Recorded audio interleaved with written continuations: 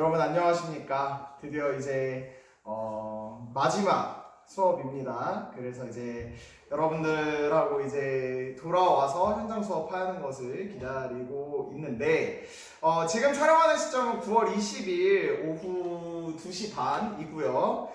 지금 학교는 1학년하고 3학년이 알다시피 있는데요. 지금 현장에는 또 1학년 친구들 3명이 선생님 인강 찍는 게 궁금하다고 지금 뒤에 나와 있습니다. 나도 처음으로 인강 찍으면서 그때 교생 선생님 앉혀놓고 했던 거 빼고 지금 처음 하는 건데, 아무튼 뭐 이게 여러분들의 경제 선택에 도움이 되면 좋겠습니다.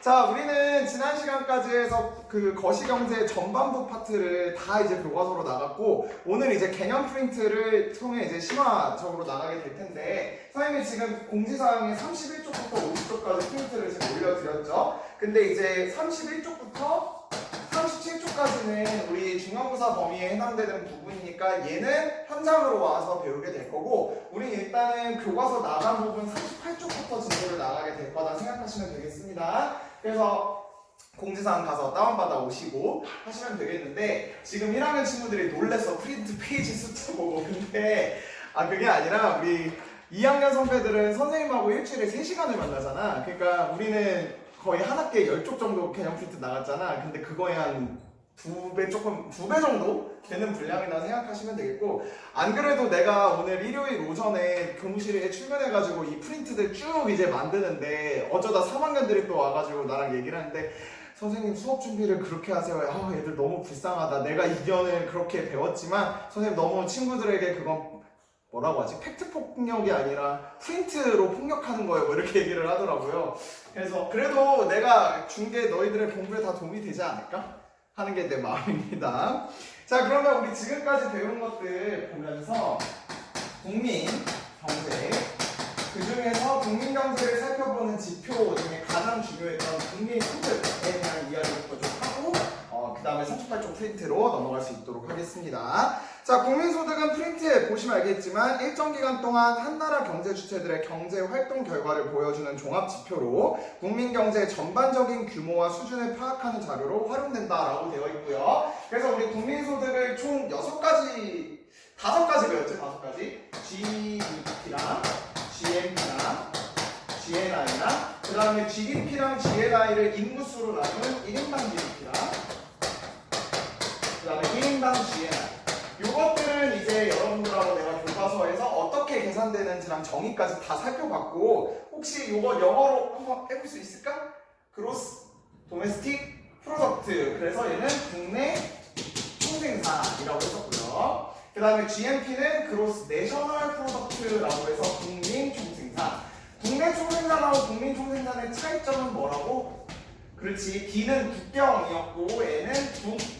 그래서 얘는 대한민국 국경 내에서 소득이 있었던, 생산이 있었던 모든 것들이 다 여기에 들어오는 거고, GNP는 국적이 한국인 사람들이 경제활동을 통해 벌어들인 수입이 여기 들어간다. 그러니까 얘네들의 차이점이 조금 있다 이제 그 프린트에서 다뤄질 거예요. 그 다음에 그로스 내셔널 인컴이라고 해서 국민 총소득이 되겠죠.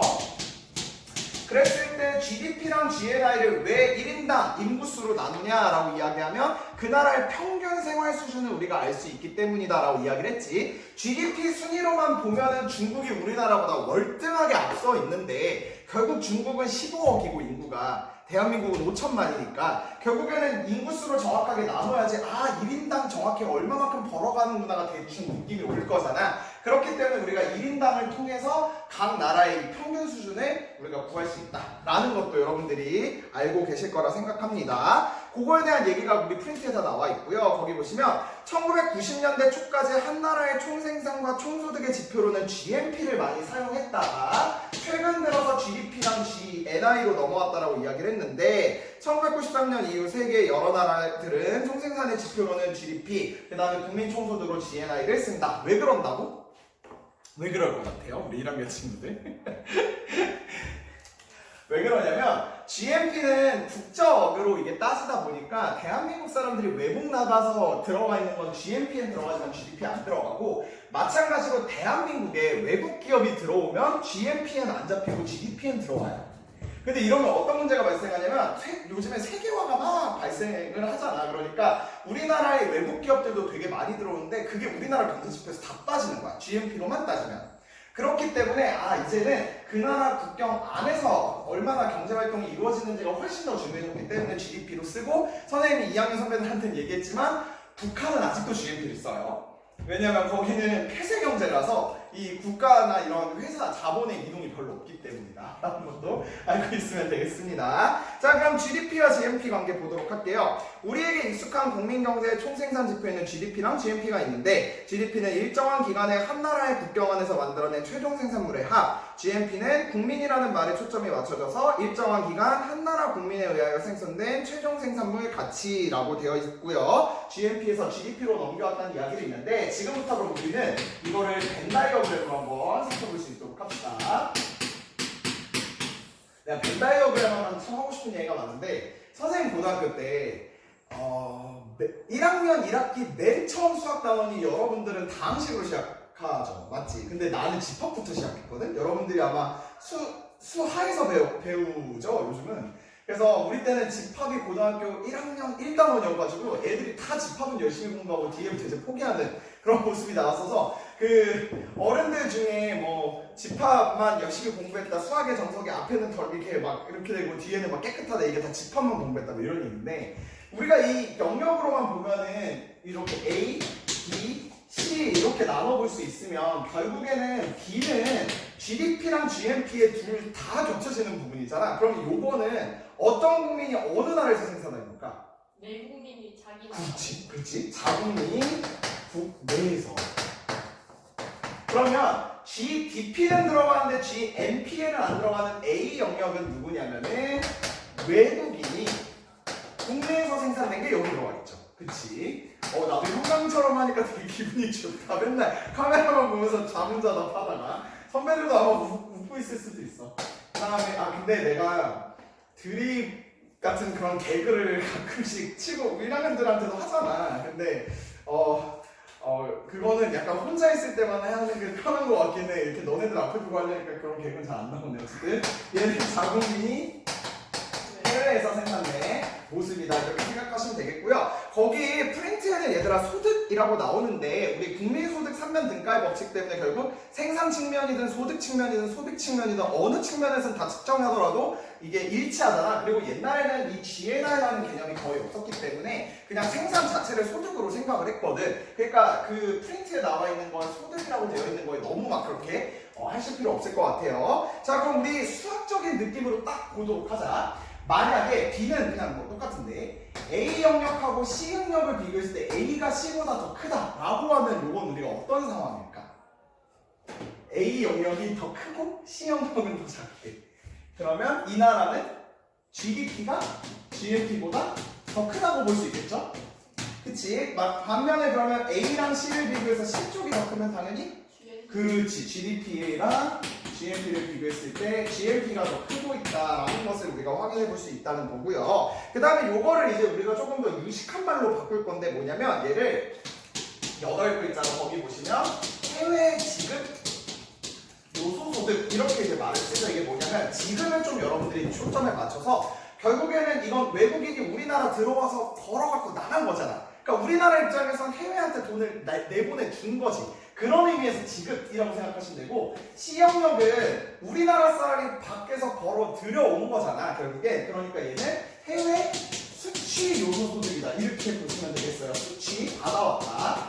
그래서 수취 지급이라는 용어가 거기서 이렇게 나온다고 생각하시면 되겠고요. 그래서 우리 GNP와 GDP를 계산할 때 그 GDP가 가장 요즘에는 제일 많이 쓰이는 지표니까 GDP에서 지금 우리 뭘 관심을 가지고 있어? 여기까지만 듣고 나가면 돼. 자, 여기가 한 대마가 끝나니까. 자, 우리는 GNP를 지금 계산하고 싶은데 그 최근에 지금 많이 쓰이는 지표는 GDP거든.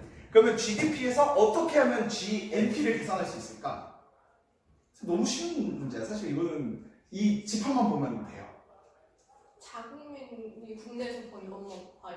아니 그러니까 이거잖아요. 결국에는 이 GDP에서 GNP로 넘어가려면 B는 그대로 있고 A를 빼고 C를 더하면 되잖아. 그 얘기야. 알겠지? 그래서 GDP에다가 요거 그대로 써주면 되는 거예요. 해외 수치 요소 소득은 더해주고 거기서 해외 지급 요소 소득은 빼주면 된다. 이 얘기를 내가 결국 하고 싶었던 거고, 그리고 여러분들 우리 경영쌤한테 합리적 선택 잘 배웠죠? 편익에서 비용 빼면 그거를 세 글자로 뭐라고 하는지 혹시 알아요? 편익에서 비용 뺀 거. 맞아, 순편익. 그 순이라는 말이 되게 중요하거든, 경제에서는. 뭐에서 뭐를 뺀 거야. 그러니까 얘도 수치에서 지급을 뺐다라는 의미의 이거를 결국 다른 말로 뭐라고 쓰냐면 해외 순수치 요소 소득이다 이렇게 말을 하거든. 어렵지 않지. 그냥 수치에서 지급을 뺀 순수치라는 뜻이기 때문에 결국에는 GDP에서 해외 순수치 요소 소득을 더한 것이 GNP로 우리가 계산할 수 있다라는 그 관계도 여러분들이 알고 계시면 되겠습니다. 그래서 우리 지금 GDP, GNP와의 관계를 지금 38쪽 프린트에서 정리를 했고요. 그 다음에 프린트 여기 칠판 한번 슉 지우고 39쪽 들어갈 수 있도록 할게요. 1학년 친구들도 보내고 39쪽 들어갈 수 있도록 하겠습니다.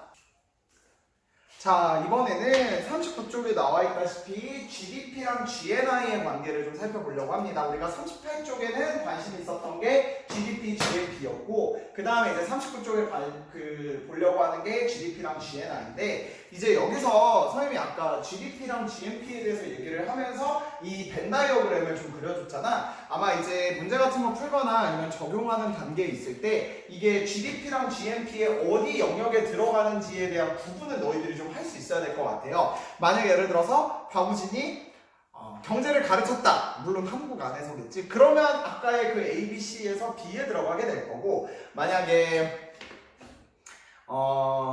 박우진이 네덜란드에 가서 사회를 가르쳤다 뭐 이러면 갑자기 네덜란드가 왜 나온지 모르겠는데 그렇게 되면 C영역으로 들어가겠죠? 근데 이제 이거 어제 내가 부숴먹은 거 아니야 이거 내가 부숴먹지 않았을까? 분명히 부서져 있었을 거야.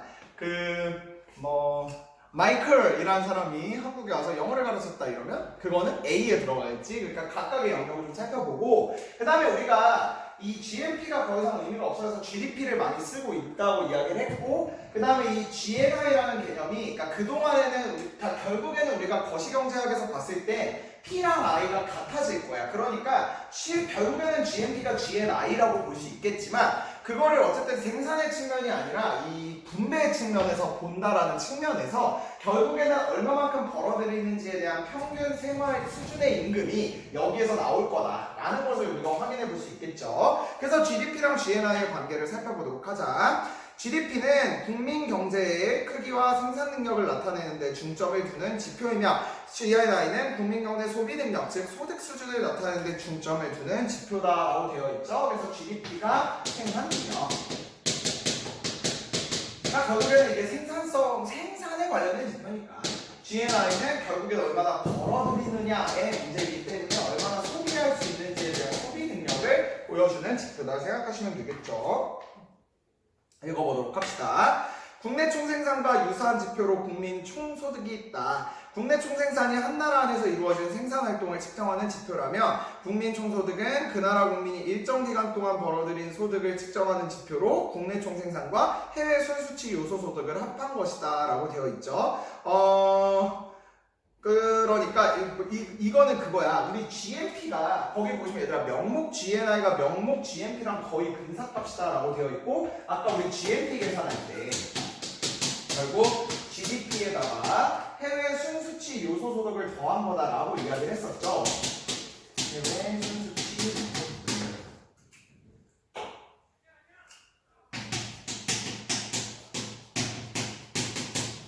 근데 결국엔 이 GNP가 GNI랑 거의 근사할 것이기 때문에 결국 GNI의 계산도 이렇게 될 거다라는 것이 여기에서 보여주는 겁니다. 안녕? 1학년들이 오늘 복도를 많이 왔다 갔다 하네.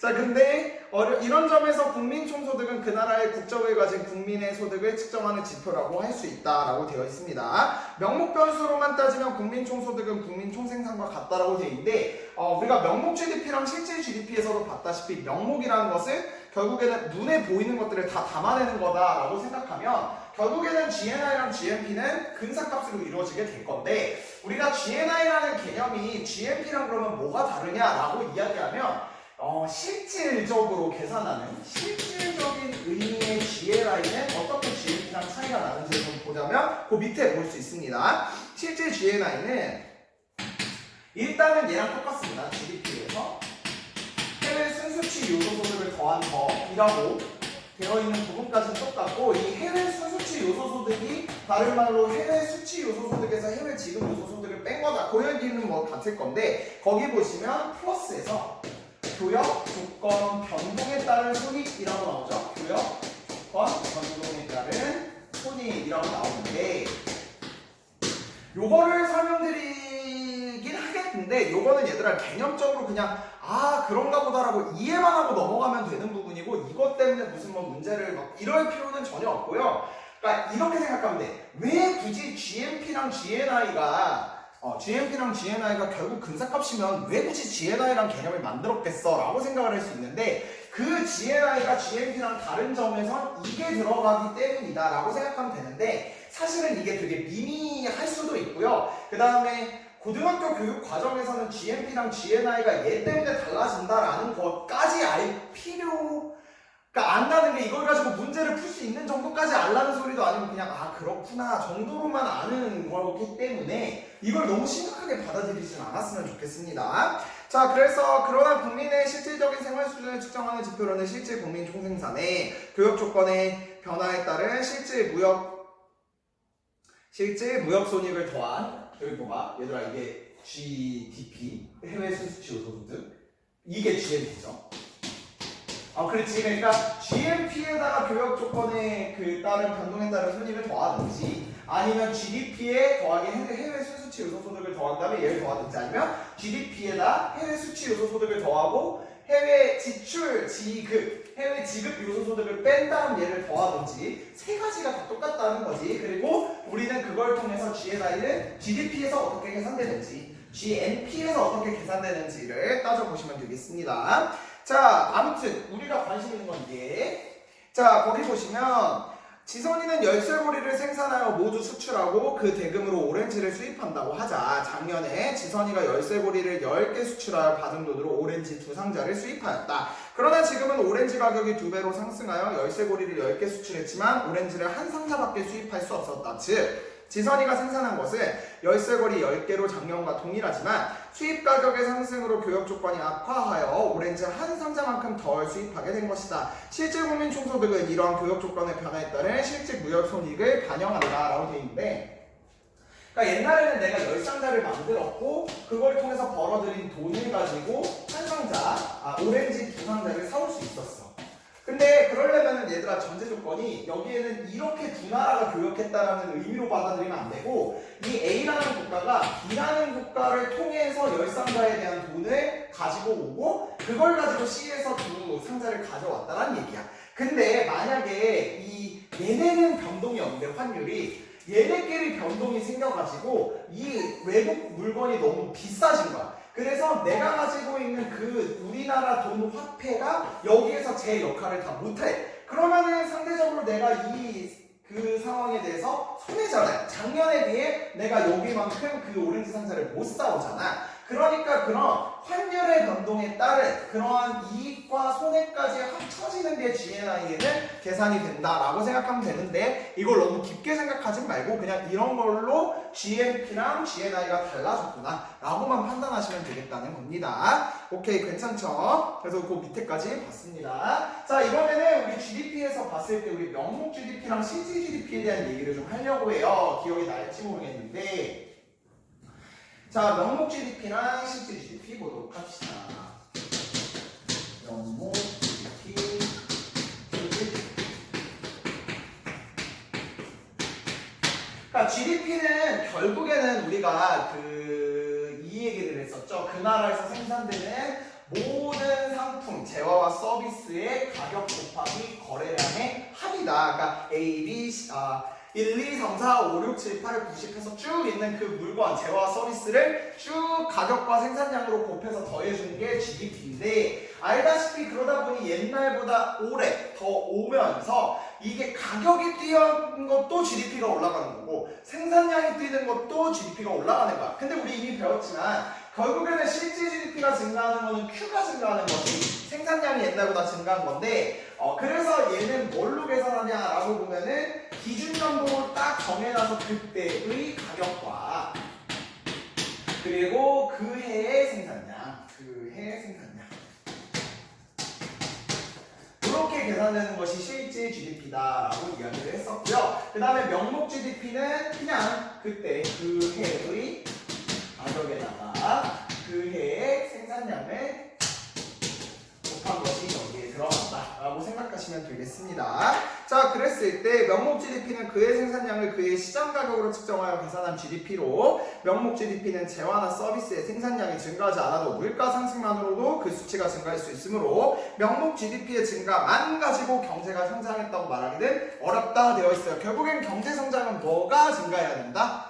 그렇지, 실질 GDP가 증가해야 된다. 명목 GDP의 변동에는 생산물 수량의 변동과 물가 변동이 혼합되어 나타난다. 얘가 오른 건지 명목 GDP만 가지고는 판단할 수 없다라고 이야기를 하는 거고요. 실제 GDP는 그의 생산량을 기준연도의 가격으로 계산하는 것으로서 물가 변동의 영향을 제거하여 여러 해의 실제 생산 수준을 비교할 때 사용하고요. 실제 GDP는 물가 변동이 제외된 실질적인 생산량 변화가 나타난다라는 것까지는 우리가 이미 교과서에서 배웠고요. 자, 이제 우리가 시화 개념을 들어갈 건데 뭐냐면 얘들아 만약에 기준연도가 2015년이라고 보자.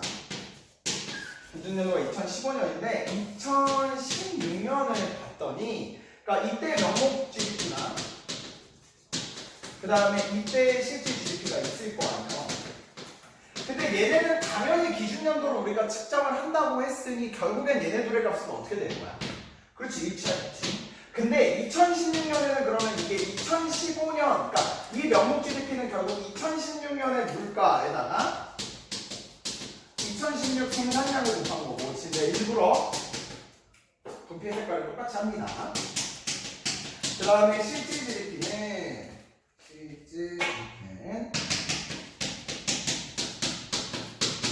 여기 보시면 기준연도를 제로 잡았으니 2015 물가에다가 2016 생산량을 곱한 거죠.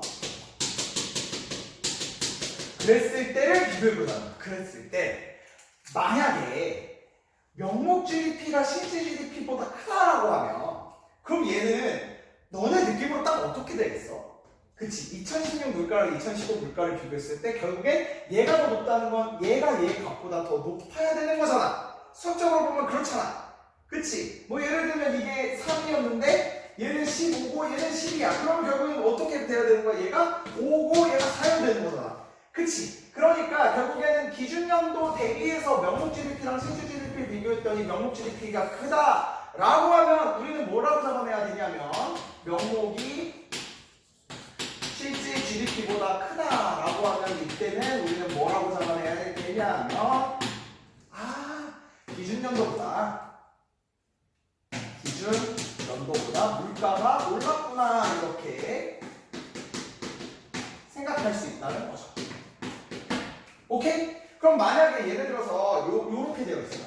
요렇게 실질 GDP가 더 크면 그렇지, 얘 반대로 생각하면 되겠지? 그래서 우리가 명목 GDP랑 실질 GDP를 비교했을 때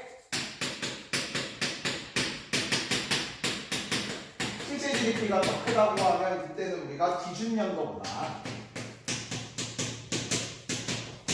물가가 하락했다 이렇게 생각하시면 되겠다는 겁니다. 자, 그러면요 우리가 명목 GDP랑 실질 GDP가 동일하다라고 하면 그러면 우리는 뭐를 끄집어낼 수 있냐면요 얘는 기준연도와 비교했을 때야. 기준연도와 비교했을 때 물가가 어떻다, 같은 수준이다 라고 우리가 판단할 수 있다는 건데 만약에 제시문에 기준연도라는 그 타이틀이 없는 상황에서 명목 GDP랑 실질 GDP가 같다 이렇게 제시가 되면 여러분들 어떻게 생각해야 되냐면 기준연도일 수도 있다 라는 그거는 항상 염두를 해줘야 돼. 알겠지? 왜 우리 2차원 공식 공부할 때도 ax제곱 플러스 bx 플러스 c는 0 했을 때 a가 0이 아니다라는 건 항상 전제로 깔고 시작을 하잖아요. 마찬가지로 항상 기준 연도가 뭐 몇 년도다라고 결정이 되어 있으면 그러면 얘가 맞아.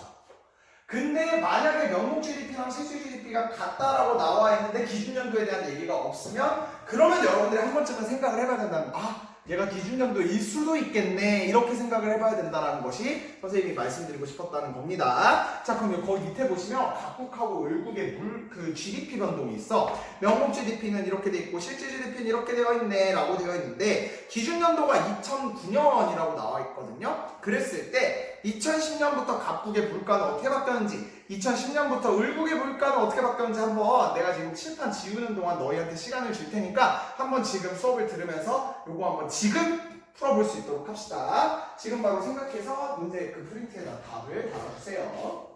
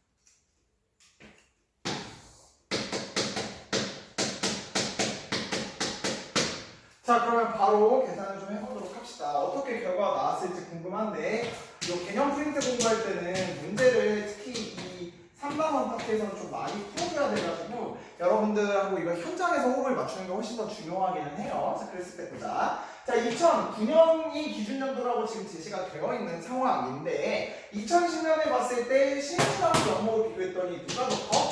실질이 명목보다 더 커. 그러면 우리가 2010년의 물가 수준을 어떻게 생각하면 되냐면 2009년보다 2009보다 물가가 어떻다라고 되어 있는 거야? 그렇지. 하락했다라고 생각하면 되겠죠.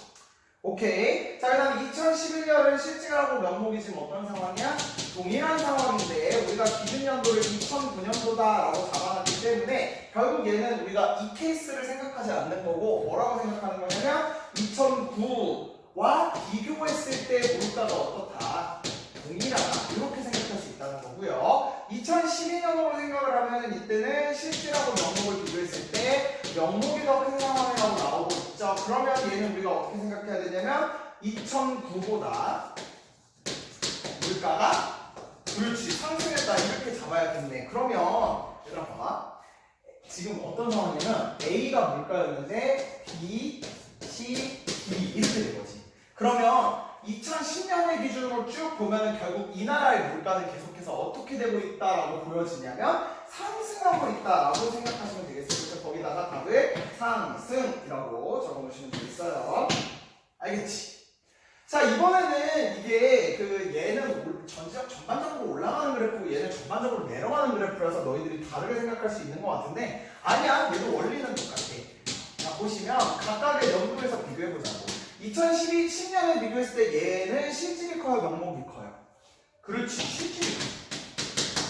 그러면 얘도 결국에는 어떻게 되는 거냐면 이 을국도 이 2009에 비해서 물가가 어떻게 되고 있다라고 보여지는 거지? 그렇지, 하락하고 있다는 게 보여지는 겁니다. 자, 그다음 2011년에 실질하고 명목 비교했을 때 결국 어떻게 되는 거야? 그렇지, 동일한 거야. 그러면 결국엔 얘도 2009와 비교했을 때 물가 수준이 비슷하다 생각하시면 되겠고 2012년에는 실질하고 명목을 비교했을 때 결국 명목이 더 크니까 결국에는 2019보다 2009보다 물가가 상승되었다라는 것을 우리가 잡아낼 수 있겠네. 다시 말해서 을국도요. 이 전반적으로 명목 GDP랑 실질 GDP의 증가 하락의 차이는 있지만 얘랑 똑같은 상황이거든. 그러니까 결국엔 이 을국도 2010년부터 시작했을 때 물가는 상승하고 있다라고 잡아낼 수 있다는 겁니다. 그러면 얘네들의 차이점은 뭘까요? 갑국하고 을국의 차이점.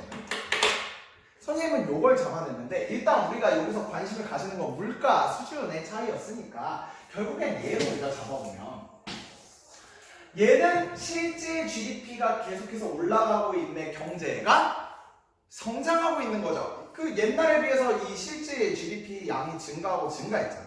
근데 얘 같은 경우에 실제 GDP가 어떻게 되고 있는 거야? 떨어지고 있는 거야. 그러니까 얘는 5, 만약에 이때 실제 GDP가 뭐 5였고 이때가 3이고 이때가 2였어. 그러면 전년도 대비해서 계속해서 실제 GDP가 떨어지고 있는 거잖아요. 그러니까 얘는 뭐인 거야? 경기가 침체되고 있는 상황인 거다라고 우리가 잡아낼 수 있겠지. 그런 것은 우리가 이 실제 GDP를 통해서만 잡아낼 수 있는 지표다라고 생각하시면 되겠습니다. 자, 괜찮죠? 자, 이렇게 해서 39쪽도 마무리했고요. 우리 40쪽 넘어가서 이번에는 GDP 증가율과 1인당 GDP 볼 수 있도록 할게. 우리 오늘 41쪽 위에까지 딱 마무리하는 게 목표거든. 그래서 여기서 또 한번 끊고 뒤에 거 갈 수 있도록 합시다. 자, 이번에 우리가 이제 관심 가지려고 하는 건 얘예요. 1인당 GDP. 그래서 1인당 GDP는 우리가 알다시피 인구수 GDP죠. 그러니까 그 나라의 GDP를 그 나라 전체 인구로 나눈 숫자. 그랬을 때 1인당 GDP가 이렇게 이제 생각을 해볼 수 있다는 거야. 얘 약간 이제 수학적인 계산으로 들어가는데요. 이건데 만약에 1인당 GDP가 옛날에 비해서 증가해. 뭐 예를 들면 2019년 대비 2020년에 1인당 GDP가 증가했다. 그럼 얘는 우리가 어떤 케이스라고 생각을 할 수 있냐면 GDP가 이게 분수니까 GDP가 증가를 했거나 그 나라 전체의 GDP가 증가했거나 혹은 인구수가 옛날에 비해 감소했다라는 말과 여러분들 동의하시나요? 그렇지? 2019년에 그 대비해서 2020년에 1인당 GDP가 증가를 했다고 하면 GDP 전체 총량이 커졌거나 혹은 인구수가 줄어들었다는 거야. 얘네들이 동시에 일어나도 어떻게 되는겨? 그렇지. 얘네들이 동시에 일어나도 1인당 GDP는 커지는 결과로 나타납니다. 이거 알겠죠? 만약에 예를 들어서 5에서 6으로 커졌다고 해봐. 그러면 원래는 뭐 예를 들어서 5분의 25였다가 5분의 32 되던지 아니면은 뭐 4분의 25가 되는지 결국 이 얘기인 거잖아요. 그치? 그래서 요렇게 생각하시면 되겠고, 자, 이번에는 그러면 마찬가지 케이스로 1인당 GDP가 작년에 비해서 줄어들었대요. 그러면 결국 얘는 무슨 케이스랑 똑같냐라고 생각하시면 되냐면 GDP가 감소하던지 혹은 인구수가 증가하던지 라고 생각하거나 혹은 얘네들이 동시에 일어나거나 요 이해들? 괜찮아요? 자, 그래서 그 케이스에 대한 이야기를 하고 싶은데 이제 문제는 이건데요. 얘네들이 동시에 일어나거나 얘만 일어나거나 얘만 일어나면 얘 이렇게 돼. 근데 만약에 if GDP도 전체가 증가하고 인구도 증가했대. 혹은 GDP도 감소하고 인구도 감소했대. 다시 말해서 같은 방향으로 움직이면 이때는 우리가 어떻게 잡아야 되느냐라는 얘기인 겁니다. 알겠죠? 자, 그러면 우리가 GDP도 증가하고 인구도 증가했다라고 생각하면 GDP의 증가율이 다시 말해 커진 정도가 이렇게 조금 커진 정도랑 인구의 증가율을 비교해야 돼요. 이제부터. 그랬을 때 GDP 증가율이 더 크다라는 얘기는 이쪽인 거잖아. 그렇지. 그러니까 얘는 1인당 GDP가 증가되겠지. 근데 만약에 GDP 증가율과 그 인구 증가율을 비교했을 때 이번에는 인구 증가율이 더 크대. 다시 말해 분모가 더 크게 커진 거야. 그러면 우리는 어떻게 생각할 수 있냐면 이렇게 되면 1인당 GDP는 감소한다. 이 얘기라고 생각하시면 되겠어요. 어렵지 않죠? 이거 절대 어려운 게 아니에요. 자, 그 다음에 마찬가지로 이번에는 GDP 감소율과 인구 감소율을 비교했을 때 만약에 예를 들어서 GDP 감소율이 더 크게 줄어들었대. 그러면 결국에는 얘는 2호인이잖아. 얘는 얘가 더 지금 크게 작동한 거잖아. 그러니까 얘는 1인당 GDP가 감소하겠죠. 근데 만약에 GDP 감소율과 인구 감소율을 비교했을 때 GDP 감소율이 인구 감소율이 훨씬 더 크다라고 하면 그거는 위의 쪽 요인이니 다시 말해 얘. 그러니까 얘는 1인당 GDP는 증가하게 될 거다라는 거 여러분들이 생각하실 수 있다는 거 알겠죠? 그러니까 얘도 약간 일종의 1인당 GDP를 지금 수학적으로 이걸 접근을 할 수 있느냐라는 문제라고 생각하시면 되겠습니다. 자, 그래서 거기 보시면 인구 증가율과 실질 GDP 증가율에 따른 분석 자료가 있거든요. 그거 여러분들에게 또 맡겨드릴 테니 내가 앞쪽에 지금 지울 테니까 내가 요것만 남겨놓을게. 지금 한번 거기서 풀어볼 수 있도록 합시다. 지금 한번 풀어보세요.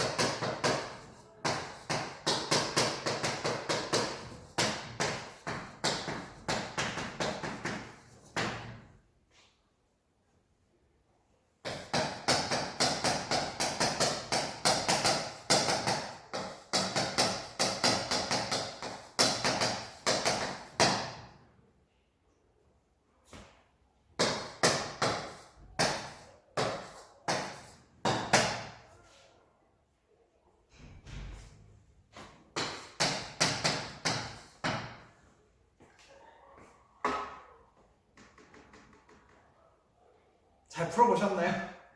선생님이 일부러 너네한테 이렇게 지우는 동안 시간 주고 있는 거는 일부러 이 풀어보는 시간도 수업 시간의 일종이라고 생각해서 주는 거니까 열심히 풀 때 풀어야 돼. 작년에 이거 너네 선배들한테 한번 풀어볼래? 라고 얘기했더니 뭐 예를 들어 이렇게 자리에 앉아있으면 여기 너 뭐 몇 번 나왔어? 그러면 뭐 디귿 리을이요, 뭐 여기는 뭐 니은 리을이요, 여기는 뭐 기역 니은 리을이요 이렇게 서로 다 다녔던 경험이 나요. 그러면 뭐가 맞고 뭐가 틀린지 한번 보도록 합시다. 자, 기억번 보시면 2010년과 2011년의 인구는 같다라고 되어 있는데 일단 그래프를 요 표로 바꿔야 될 것 같아. 그래서 이제 요걸 가지고 얘랑 이제 대입해 보면서 지금 풀어가는 단계인 거야. 자, 그랬을 때 기억번 2010년 인구랑 2011년 인구가 같니? 라고 물어봤을 때 얘는 당연히 틀리겠죠? 지금 가 있잖아. 2010년도 대비해서 2011년도, 그러니까 2010년을 기준으로 봐봐. 2010년도에 이 인구 증가율이라는 것은 전년 대비니까 2009년 대비해서 인구가 지금 3% 증가했다는 거고, 2011년도 역시 마찬가지로 2010년 대비해서 인구가 3%가 증가했다는 거니까 얘네들이 가장 많죠. 그래서 기억번 틀렸습니다. 안녕. 오늘 정리랑들 많이 오네요. 자, 니은 보시면 그 2010년과 2011년의 1인당 실질 GDP는 같다라고 되어 있는데 요거는 내가 계산을 지금부터 보여주는데 결과적으로 맞는 얘기입니다. 이게 어떻게 되는지 볼게요. 자, 2011년도를 그럼 우리가 봐야겠지. 2011년도를 보면 결국에는 만약에 얘들아 이렇게 보자. 2010년도에 1인당 GDP가 뭐 나올 거 아니야. GDP에서 인구수로 나눈 걸로 나올 거 아니야. 그럼 만약에 내가 예를 들어서 2010년의 GDP를 X라고 잡아볼게. 갑자기 수학 시간. 그 다음에 2010년도의 인구수를 Y라고 잡아볼게. 그러면 2011년도도 3% 증가했고 GDP 증가율도 3% 증가했고 인구 증가율도 3%가 증가를 했잖아. 그럼 어떤 모습이 나타나냐면 GDP가 2010년에 X였으면 2011년은 X에다가 0.03X를 더한 것이 2011년 GDP라는 거 느낌이 오시나? 그치? 그 다음에 2011년의 인구수는 Y에다가 역시 3%가 증가했기 때문에 0.03Y가 된다는 거 느낌이 오시죠? 그러면 결국엔 2011년도의 1인당 GDP는 얘 더하기 얘는 X를 앞으로 빼면 1.03, 그 다음에 얘는 Y에 1.03 이렇게 되는 거 맞지? 그치? 얘가 GDP고 얘가 인구수니까. 그러니까 이렇게 약분이 되면서 다시 Y분의 X가 돼. 알겠지? 그래서 니은은 맞는 얘기야. GDP 증가율하고 인구 증가율이 다시 말해 똑같이 퍼센트끼리의 증가율을 지금 보고 있는 건데, 그랬을 때 분자 증가가 증가한 거의 비율과 분모 증가한 거의 비율이 똑같으면 결국엔 얘는 원래 값이랑 동일하게 나온다라는 걸 우리가 여기서 뽑아낼 수 있는 선지다라는 얘기예요. 이런 식으로 우리 문제 풀이할 때 그 각각의 기역, 니은, 디귿, 리을의 선지를 잘 공부할 수 있어야 돼. 괜찮아? 자, 그럼 디귿 2012년에 1인당 실제 GDP는 전년에 비해 감소했다라고 돼 있는데 2012년은 GDP 증가율이 인구 증가율보다 더 크죠? GDP 증가율이 인구 증가율보다 더 크니까 1인당 GDP는 올라갔겠지. 틀렸고요. 리을 1번 이 2012년에 실제 GDP 증가 규모는 전년에 비해 크다라고 돼 있는데 실제 GDP잖아. 얘는 1인당이 아니라 그냥 실제 GDP잖아. 2010년도 대비해서 5%가 커졌고 GDP는 거기서 다시 3%가 커졌고 거기서 다시 3%가 커졌어요. 그러면 너네가 생각할 때 3% 동일하니까 맞는 거 아닌가라고 생각할 수 있는데 아니에요. 봐봐. 만약에 내가 2010년도를 100으로 잡아볼게. 그러면 2011년도는 103으로 커졌죠. 그러니까 3%가 증가한 거지. 근데 103에서 다시 3%를 키우려면은 0.03을 곱하면 3.09가 되기 때문에 106.09가 돼요. 다시 말해서 여기 3% 증가하고 여기 3% 증가했다고 하면 큰 숫자에서 3%를 더 키우는 게 더 많이 증가한다는 거야. 같은 퍼센트로 증가가 되었어도 결국에는 얘가 더 출발점의 숫자가 컸기 때문에 이쪽이 커지는 정도가 더 커야지 동일한 퍼센트다라는 얘기인 거야. 이해되시겠어? 그래서 리을번이 2012년에 실제 GDP 증가 규모가 전년에 비해 크다라는 설명이 맞다라는 거 여러분들이 정리해 두시면 되겠다는 겁니다.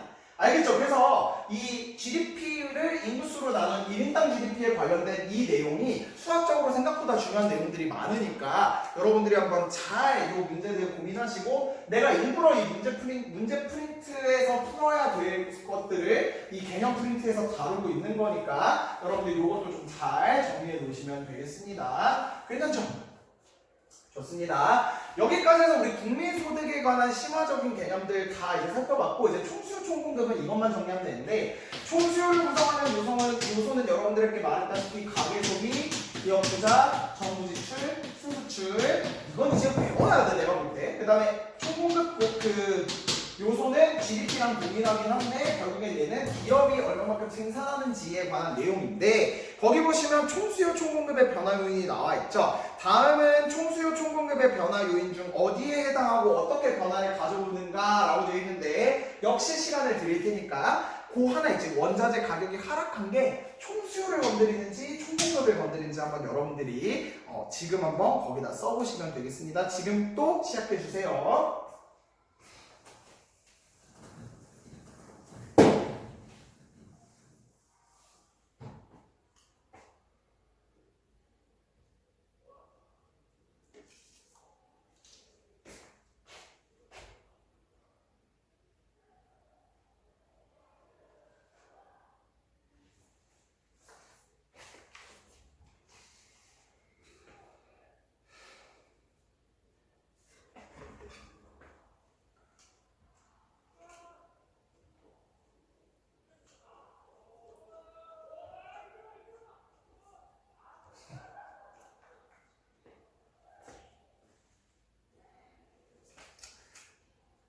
지금 마음이 좀 급해. 지금 왜냐면 내가 3시 만에 또 이제 저기 전화해야 될 그 약속이 있어가지고 지금 그런데 어쨌든 보도록 하자. 그 대충 눈치를 채는지 모르겠지만 지금 1, 2, 3, 4, 5, 6, 7, 8, 9, 10, 11시가 있는데 맞지? 5, 6, 7, 8, 9, 10 그치? 1번부터 4번까지는 총공급 요인이고요. 5번부터 12번까지는 총수요 요인이다 이렇게 생각하시면 돼요. 그랬을 때 원자재 가격이 하락할 때 옛날에 비해 공급 당연히 어떻게 될 거야? 그렇지 증가하겠죠. 총공급 증가. 2번 연구개발 성과로 인한 기업의 기술이 향상했대요. 그 기업의 기술이 향상하면 당연히 더 물건을 많이 만들어야 될 테니 총공급 증가. 3번 그 기술이 혁신됐대. 그러니까 어떤 기업만 이게 기술을 개발시킨 게 아니라 전국적으로 기술이 혁신이 됐대. 총공급 증가. 4번 국제유가가 상승했대요. 국제유가가 상승했으니까 좋은 거 아닌가요? 아니죠. 원자재 가격이 더 비싸진 거니까 총공급 하락. 이렇게 잡아내면 됩니다. 그 다음에 5, 6, 7, 8, 9 여기 보자. 5번 가계 소득 증가로 인한 소비가 증가했대요. C가 증가한 거니까 5번 총수요가 증가한 거죠. 다음 6번 경기 상승으로 인한 기업 투자 지출이 증가할 때 I가 늘어난 거니까 증가. 물론 여기에 전제 조건 나머지는 다 동일하다는 전제 조건이 있는 거고. 7번 수출의 증가. 8번 그 정부 지출 확대. 대놓고 G가 늘어났네. 총수요 증가. 9번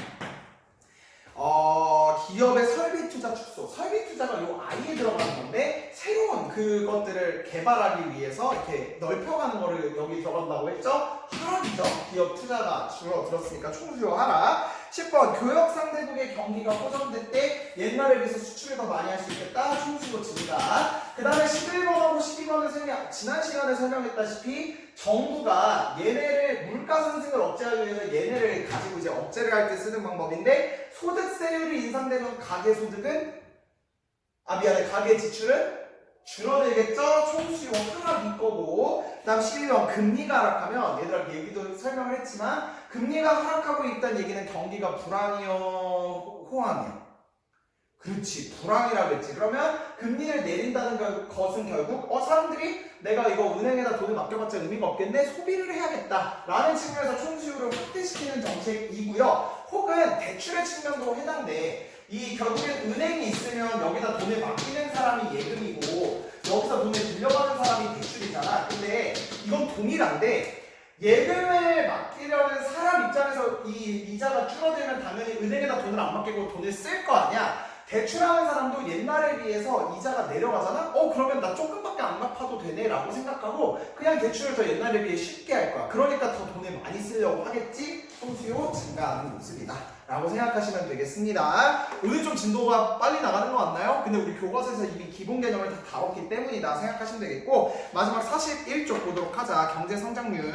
자, 경제성장률 우리 공식 한번 해보고 갑시다. 전년도 어분의 그렇지 실질 GDP분의 금년도의 실질 GDP에서 전년도 실질 GDP를 뺀 것에다가 곱하기 100을 한 것을 경제성장률이라고 이야기를 했고 다른 얘기로 실질 GDP가 얼마만큼 성장했는지 실질 GDP 증가율이다 라고 이야기를 했습니다. 근데 거기 보시면 경제성장률이 0보다 크면 전년도에 비해 실질 GDP가 증가했어. 경제성장률이 0보다 작으면 전년도에 비해 실질 GDP가 감소했다. 그래서 너희들이 제일 헷갈려하는 이유가 그 경제성장률이 만약에 예를 들어서 2010년도에 5%였다, 2011년도에 3%였다, 2012년도에 2%였다 라고 하면 경제가 후퇴하는 거 아니야 라고 얘기할 수 있는데 옛날에 비해서는 계속 상승한 거잖아요. 전년도에 비해서. 그러니까 결국엔 얘가 0보다 다 넘었으니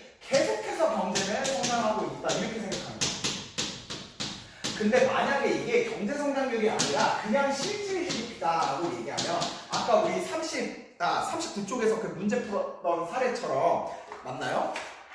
그런 사례처럼 실질 GDP가 이렇게 되면 얘는 경기가 침체되는 거지.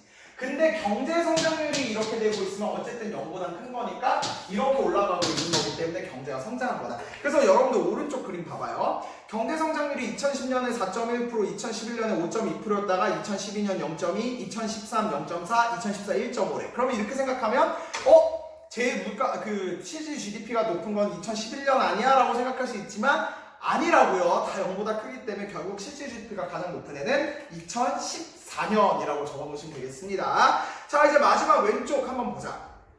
A국과 C국의 경제성장률이 이렇게 됐대요. 그러면 우리가 0보다 크기만 하면 옛날에 비해서 경제성장률은 다 높은 거니까 실질 GDP가 상승한 거잖아. 그러니까 결국에는 계속해서 양수로 나타나고 있는 무슨 국의 실질 GDP가 가장 높은 거다라고 볼 수 있는 거야? 그렇지, C국이다라고 이야기를 하면 되겠습니다. 물론 전제 조건은 2011년에 GDP가 모두 동일하다는 전제 조건은 있어야 될 것 같아. 자, 이렇게 해서 우리 그 경제성장률 소단원 4까지의 심화 개념을 이 1시간의 개념 프린트로 다 정리를 했습니다. 그래서 여러분들 학교 돌아오시면 이 대한민국의 경제 발전에 관한 얘기를 심화로 요것만 3페이지 되거든? 요거까지 여러분들 정리하시고 이제 요 부분은 수행평가 봐야 될 것 같아.